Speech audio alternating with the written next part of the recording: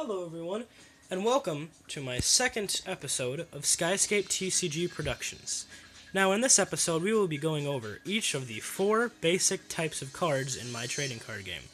Now, I know that I do have the 2 extra types of cards, the characters and the void summons, but those are in the separate side deck, the void summon deck, so I will have to be saving those for later because they're complicated, they have their own rules, and I just think one video should satisfy each of them.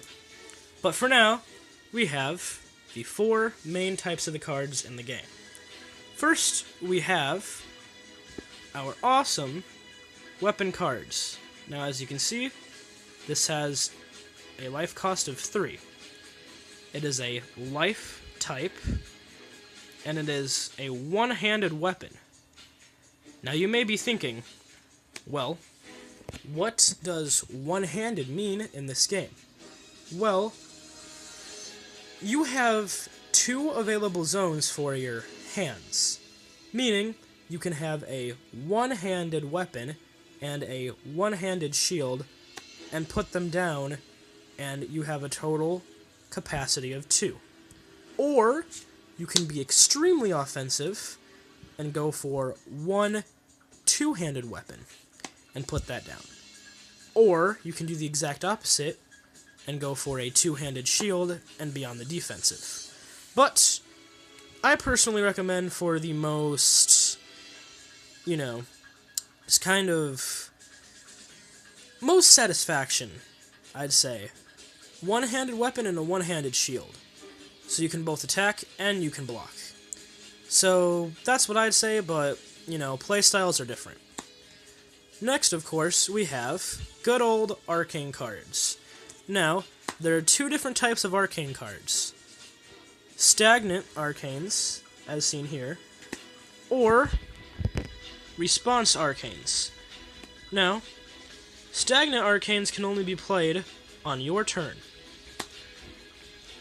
and response arcanes can be played at any time during either player's turn, and these are the 2 different types of arcane cards that I have.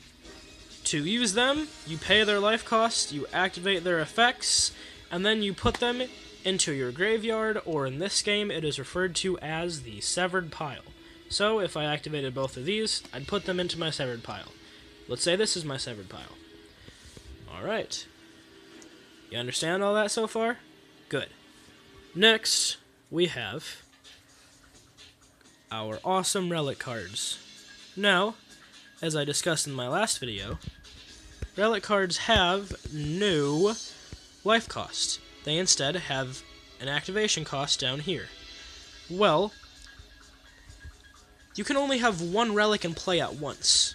This is the rule that I've done, and if a arcane card, for example, would make it possible for you to have 2 in play at once, or some ridiculously awesome effect like that, you can only have 1 of the same card in play because I have this mythic rule, which states that you can only have 1 copy of the same card at once. So if these were both the same card, you would have to choose one of them and get rid of them and keep only 1 copy of the same one.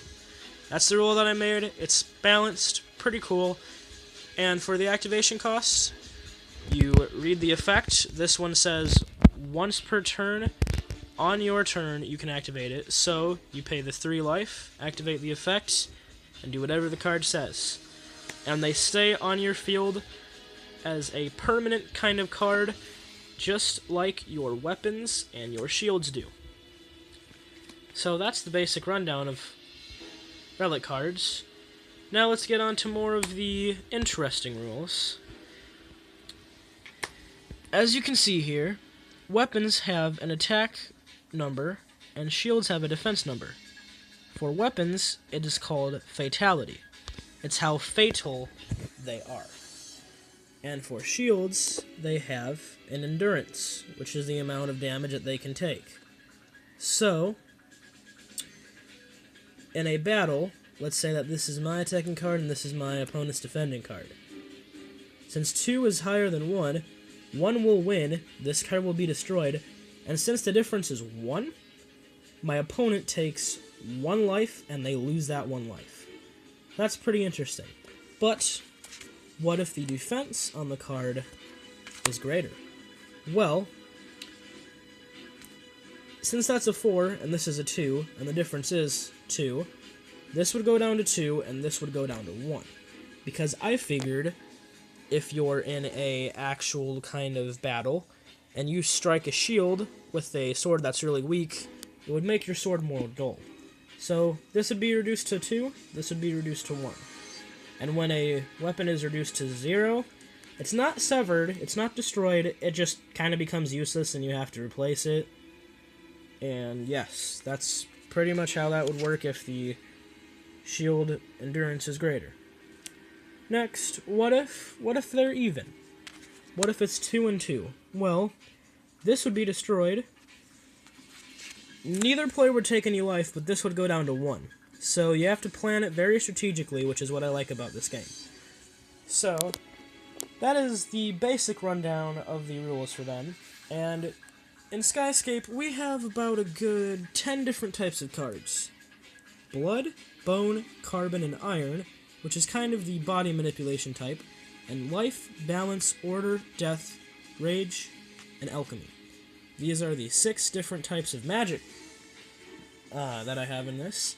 And as you can see, they're categorized by their own symbols on character cards, meaning that this character is a Balance, a Death, and an Alchemy.